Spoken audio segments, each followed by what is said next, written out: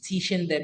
And we are designing for those who have been historically under-designed for. In our user journey, we realize that every stage of their learning journey is a struggle.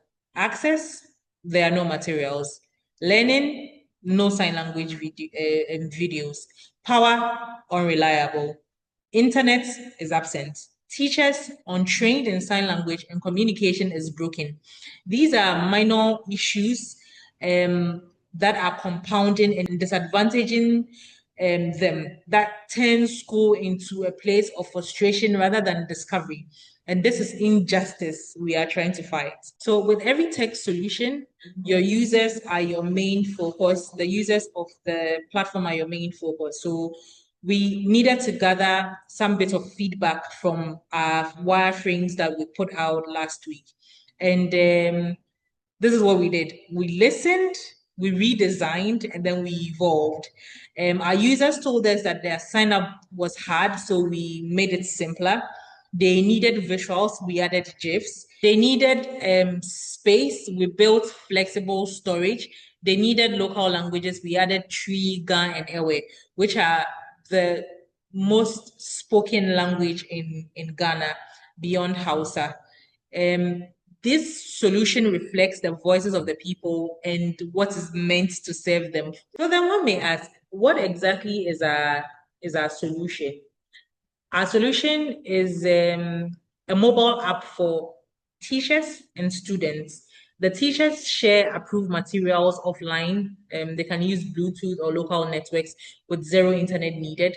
Then we give the students solar-powered tablets preloaded with sign language videos, visual lessons, and offline resources. This is both for hard hearing students and then hearing students, because the resource gap is not just for the deaf learners, it's also for students in peri-urban and rural areas. The future extension would include some AR glasses and Raspberry Pi service. This solution works in the exact environment where this problem exists: low power, low internet, and then high need. So we built EduSign with one philosophy: no child should need to be connected to be included. This means that we are giving them preloaded Ghanaian Sign Language videos and educational materials, synced captions where they can read, local languages that they can understand, offline formats where it's easy to access and there is no need for payment or internet connection for them to be able to access the materials. And then privacy that we've designed for the students to be able to hold their data very well. This is not just a technology for the future. This is technology that we should have existed for years ago, especially in Ghana. Now we are talking about the technical architecture of the platform. This is that the system is very simple. It's resilient and it's built for the realities of the Ghana's underserved communities. The teacher's phone sends content via Bluetooth or Wi-Fi direct or local networks available to them. The tablets receive the content and run offline. It's solar powered to also make sure that those who are unable to access regular or reliable electricity are able to still use the tablet for a number of hours. There's local indexing that ensures fast accessibility, and then there's end-to-end encryptions that keeps the students safe. It is an elegant yet robust kind of architecture that thrives where traditional systems have failed us. So we have a pilot for 3 months. Our pilot is practical and measurable. Month 1, we prepare content and configure the devices. Month 2, we train the teachers. And then month 3, we deploy and measure and refine. Our success rate, or our KPIs for measuring the success rate of this, is have at least 1,000 monthly active users, not less than 40% lesson completion, and then about 60% sign language coverage. That means sign language content should be uploaded on the platform for the students to be able to access.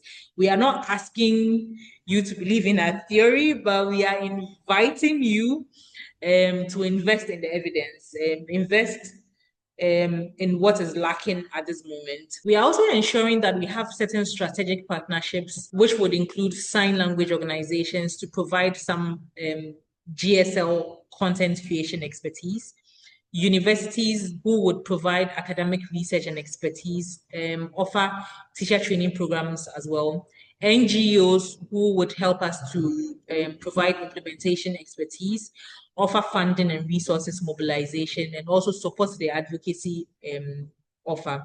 Then we go on to district education offices who provide us with local educational content, facilitate school integration, and then support the teachers in their training. This is how we intend to achieve that. Would pilot the program in 3 rural areas, train local teachers as ambassadors of the platform, and then scale based on impact and evolution.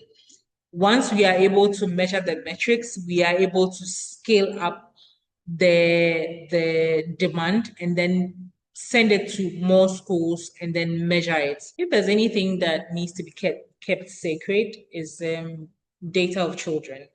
In this day of high data, we've ensured that we build the system to protect the children first before anything. This includes the opt-in recording, where they can choose to record some lessons on the platform, encryption, privacy default, and then deletion rights. All of this is just to build trust and make it optional, and is also foundational for our users. So now we talk about budget allocation and the viability of this business. It's not exactly a business, but since we are asking for an investment, then we also have to talk about the viability of this being scalable. Any fund given us, our budget is structured to maximize impact, which will mean that 25% of it will go into content, 25% will go into devices, purchasing of devices, 20% will go into training, 15% will go into operations, 15% for evaluation. It's not charity. This is a high return on investment, impact investment that will replicate outcomes and nationwide scale potential, because you're reaching deaf students and gaining access. You're reaching deaf students who are gaining access to education, teachers capacity building, rural school connectivity, sign language resource development, educational equity in Ghana, and then sustainability model that is replicable. So let me introduce you to our team. We are a multidisciplinary team with one mission: to build dignity-driven, accessible, inclusive education for deaf learners. Again, not just deaf learners, but students in peri-urban and then rural areas. We've combined product design, UX research, data science, product management, and educational expertise. Some of us have backgrounds in project management, marketing, and communications as well. We are not just outsiders trying to understand this problem, but also they are key members of our group who actually directly deal with deaf learners and have first-hand experience with deaf learners and the challenges that they face in their learning journey. We are part of the environment that shaped it. You would meet Keleba Mwako. He is acting as our project manager. We have Richard K. Ayensu. He's the product development. I, Antoinette Autry, I am the UX researcher. We have Selina Edu, who is a UX designer, and then Oheneba Aban Jr., who is our data analyst. So this is where we need you. This is where we need your partnership to, one, to approve the pilot, to support school preparations, assist with teacher training, and help us deploy and measure impact. Your investment is not just in technology, your investment is in unlocking the potential of children who have been ignored for far too long. The appendices show transparency in how the system works and the feedback we incorporated in the privacy principles guiding us. We aren't just building for impact, we are building ethically, responsibly, and sustainably. So before I end, I want you to hold this image in your mind. A deaf child in rural Ghana sitting in a classroom watching a teacher speak and understanding nothing. Not because she's incapable, but because nobody built tools that speak her language. We must change that. We can give her sign language. We can give her lessons that she can understand, but we can give her a fair chance at the future. This is inclusion. This is impact. This is justice. And together, we can deliver it. Thank you very much.